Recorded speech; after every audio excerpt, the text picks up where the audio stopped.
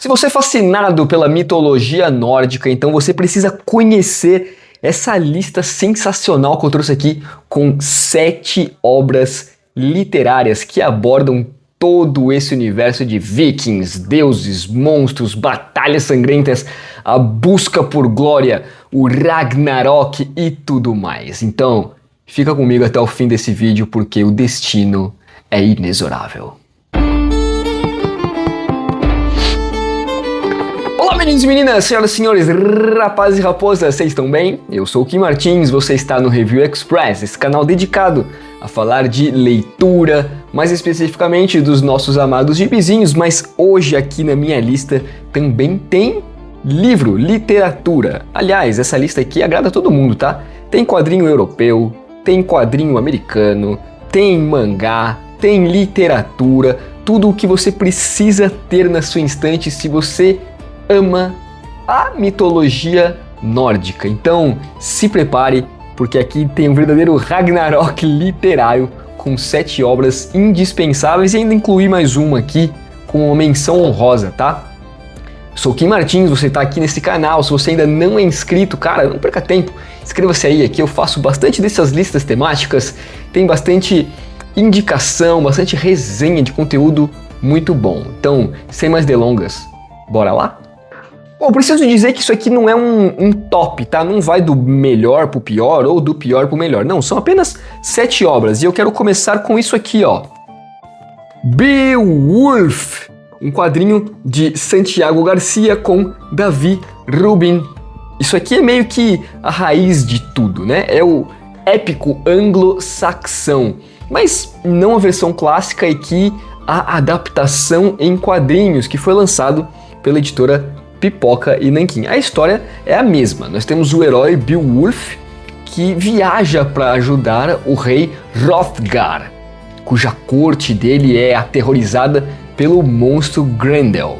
Depois ele vai enfrentar a mãe de Grendel e anos mais tarde enfrenta ainda um dragão. É a jornada clássica do herói. Aqui nós temos alguns temas bem interessantes como a busca pela glória eterna, aquele ciclo de violência que não acaba nunca e uma melancolia assim sobre o envelhecimento do personagem. O que acontece quando um herói não é mais jovem? Esse quadrinho vai explorar isso de forma muito crua, de forma muito brutal, aquele poema original. Para mim, o grande trunfo desse quadrinho é de fato a arte visceral do Davi Rubin. Ele tem assim uma narrativa cinematográfica, com cores muito fortes, com um traço que consegue captar uma selvageria e aquela tristeza, aquela melancolia toda existentes no mundo do Beowulf, né? Isso aqui, pra mim, pode ser a porta de entrada perfeita para os épicos do mundo nórdico. Tá aí, minha primeira indicação, Beowulf. Olha que capa linda. Contracapa também sensacional.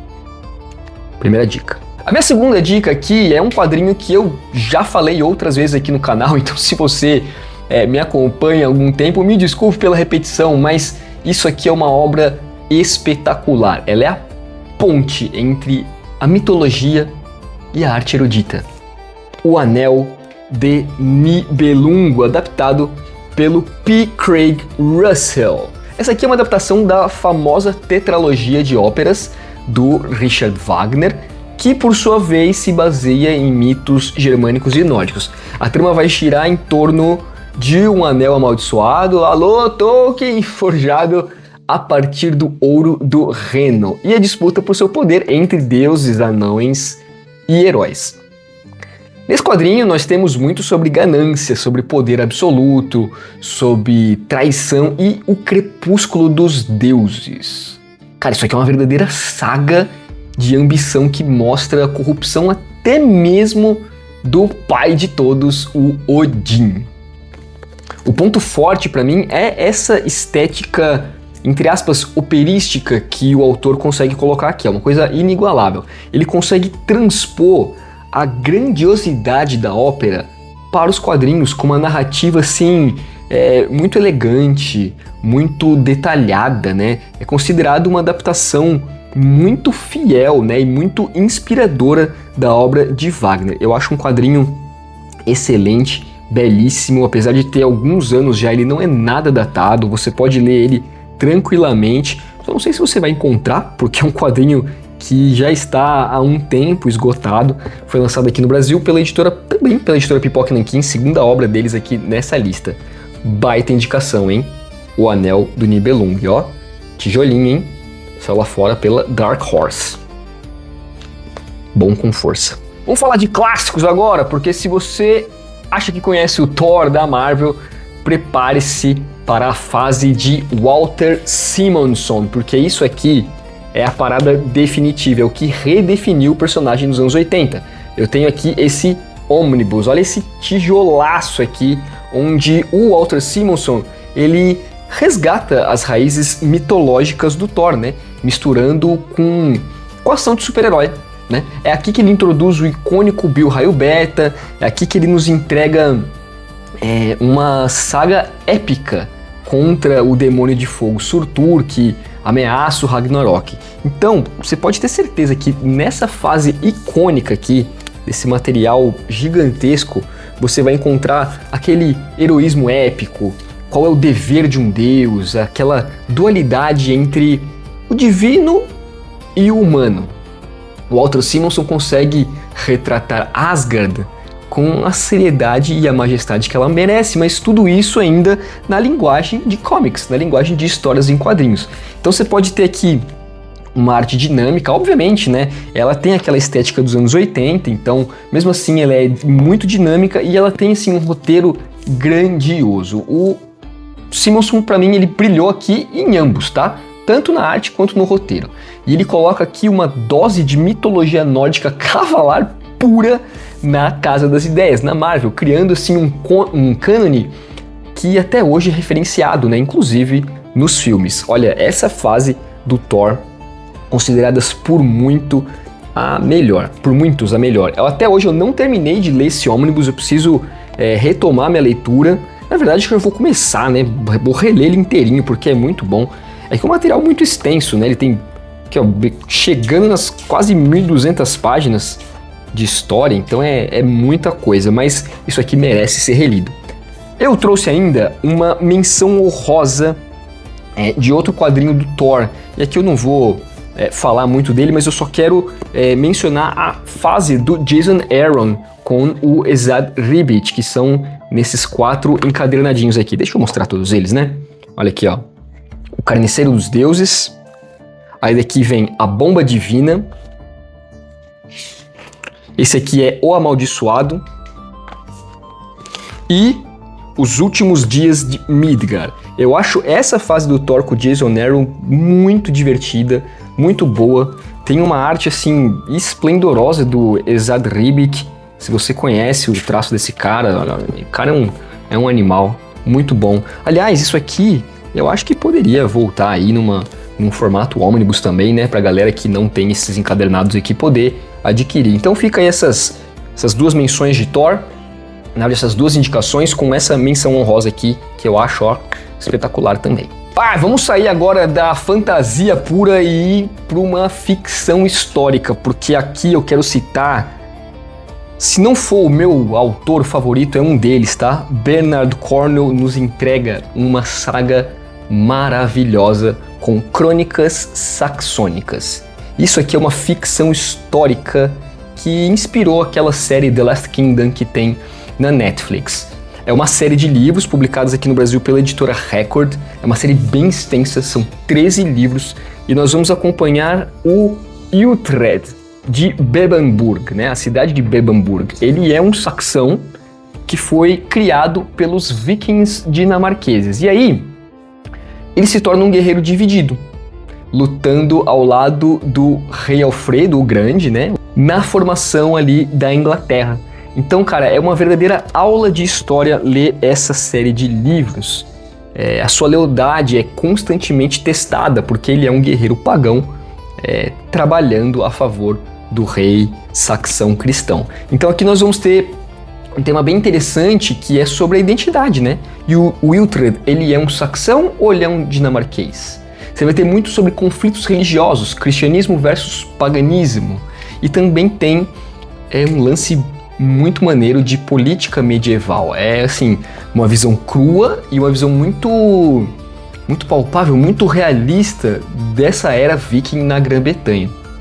Cara, pra mim o ponto forte dessa série, e assim, no geral dos livros do Cornwell, é a pesquisa histórica impecável e também as descrições de batalha extremamente realistas, né? O Cornwell é o mestre das famosas paredes de escudos, né? Além disso, o Uhtred, que narra a história, é um narrador muito sarcástico, muito cativante, que nos guia por essa era aqui. Olha que interessante, a edição brasileira, as capas vão formando uma ilustração só. Depois eu vou fazer um insert aí delas todas juntas e forma uma ilustração lindíssima, belíssima. Uma excelente edição da editora Record, muito bem traduzida. A escrita do Cornwell é espetacular. Se você nunca leu o Cornwell, corre atrás, porque é bom, mas é muito, muito bom. Minha próxima indicação é um quadrinho que eu já resenhei aqui no canal, esteve na minha lista de melhores quadrinhos de 2025, é uma joia dos quadrinhos europeus. Eu estou falando de Thorgal, o Filho das Estrelas, encontrado por Vikings. Aqui nós temos o Thorgal Aergeirsson, ele é um náufrago espacial criado pelos Vikings. Ele tenta viver uma vida simples com sua esposa, a Arícia, mas o seu destino cósmico, digamos assim, e a interferência de deuses e magos vão arrastar sempre esse cara para algumas aventuras que misturam coisas muito loucas como fantasia, ficção científica e mitologia nórdica. A série está sendo lançada aqui no Brasil pela editora Pipoca e Nanquim. Ela foi escrita pelo Gregor Rosinski e ilustrada pelo Jan Van Ham. Tem alguns temas bem interessantes, cara, como esse conflito assim, entre destino e livre-arbítrio. Tem o lance da busca pela paz num mundo assim, extremamente caótico. Tem o lance familiar do Thorgal, que é muito bom. Então, é uma saga que se aprofunda na mitologia nórdica, mas ela não tem medo de inovar, de arriscar, de introduzir elementos da Atlântida, naves espaciais e outras maluquices. É uma arte deslumbrante do Rosinski, com um roteiro muito bem feito e muito maduro do Jan Van Ham. A qualidade visual assim é de tirar o fôlego, e a história ela é tipo uma tapeçaria assim, muito rica, que agrada tanto aos fãs de fantasia, né, dos gêneros de espada e feitiçaria, quanto os fãs de ficção científica. Então você imagina esses dois universos colidindo. Tudo isso em Thorgal. Baita indicação, corre atrás, porque a editora Pipoca e Nanquim está relançando no Brasil. Nós temos publicados até agora o volume 1, serão 4 dessa série clássica. A minha penúltima indicação aqui é a fonte primária de tudo, mas recontada pelo canceladíssimo Neil Gaiman. Ele tem esse livro aqui, chamado Mitologia Nórdica, que saiu no Brasil pela editora Intrínseca. E aqui eu quero deixar de lado a pessoa do Neil Gaiman, tá? Isso não cabe a mim falar. A justiça tem que lidar com os atos dele, mas fato é que a obra dele é muito boa, inclusive aqui em mitologia nórdica. O Gaiman, ele pega os mitos clássicos, desde ali a criação dos 9 mundos até o final de tudo, até o Ragnarok. Só que ele reescreve isso daquele jeito Gaiman, né? Aquela prosa dele muito mágica, de uma forma muito acessível, focando muito nas personalidades complexas de personagens principais, como Odin, Thor e, obviamente, o deus da mentira, o trapaceiro Loki. Então, aqui vai ter os temas básicos da jornada, né? Como a natureza imperfeita dos deuses, a inevitabilidade do fim, né? Que é o Ragnarok, e a importância de contar as histórias. O Gaiman, ele nos lembra que esses deuses aqui, eles são falíveis, eles são astutos e, acima de tudo, eles têm emoções muito humanas. O que me faz indicar esse livro aqui é, de fato, a acessibilidade, né? E aquele humor bem sutil do Gaiman. Não é um livro difícil de ler, ele preserva a essência dos contos originais, mas ele torna-se mais palatável, mais moderno, sem perder a majestade. Então, se você quer entender a mitologia nórdica e começar nesse universo, antes de se aprofundar nas outras obras dessa lista, talvez esse livro aqui seja uma bela porta de entrada. E eu quero encerrar essa lista aqui com uma obra que transcende o gênero viking. Eu estou falando de Vinland Saga, do sensacional Makoto Yukimura.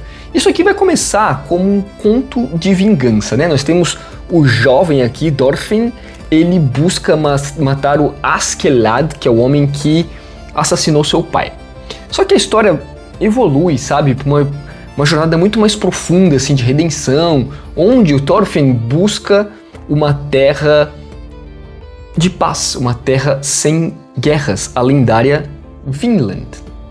Então você vai ter temas aqui de como buscar a paz em meio à violência, o que significa ser um verdadeiro guerreiro, o impacto psicológico da guerra na cabeça desses caras e, sobretudo, a busca por um futuro melhor. Isso aqui é meio que uma desconstrução daquele mito do viking, da glória pela batalha, da busca pelo Valhalla e tal. Para mim, o ponto forte dessa série, que está saindo aqui no Brasil pela editora Panini, em 2 formatos, né? Sai esse formato 2 em 1, que é o que eu tenho. Nós temos até então 13 volumes, a série ainda não foi concluída no Japão, e tem o formato normal, tanco 2 páginas, né? Para mim, os grandes pontos fortes aqui é de fato o desenvolvimento dos personagens. Principalmente do Thorfinn, que a transformação dele, que é um jovem assim, louco por vingança, louco por sangue, num homem que busca a paz, cara, é uma das paradas assim mais sensacionais desse mangá. A precisão histórica aqui, a exemplo do Cornell também, é bem alta, né? E a arte detalhadíssima do Yukimura elevam assim essa publicação num nível muito alto. Bom, vocês viram aqui que nessa minha lista de 7 obras nórdicas, é uma lista que vai assim do épico clássico a uma parada meio ficção científica como é Torgal, passando pela história pura, uma parada meio filosofal. Eu quero saber qual dessas obras aqui você já leu, qual ficou faltando nessa lista. Deixe seu comentário aqui embaixo, eu quero saber a sua opinião. Se você curtiu esse conteúdo, não esqueça, clica no joinha aí, se inscreva no canal, espalha com seus amigos que gostam de mitologia nórdica. E se puder também, hype o vídeo aí. Bem, eu sou o Kim Martins, um beijo no seu bumbum e até a próxima.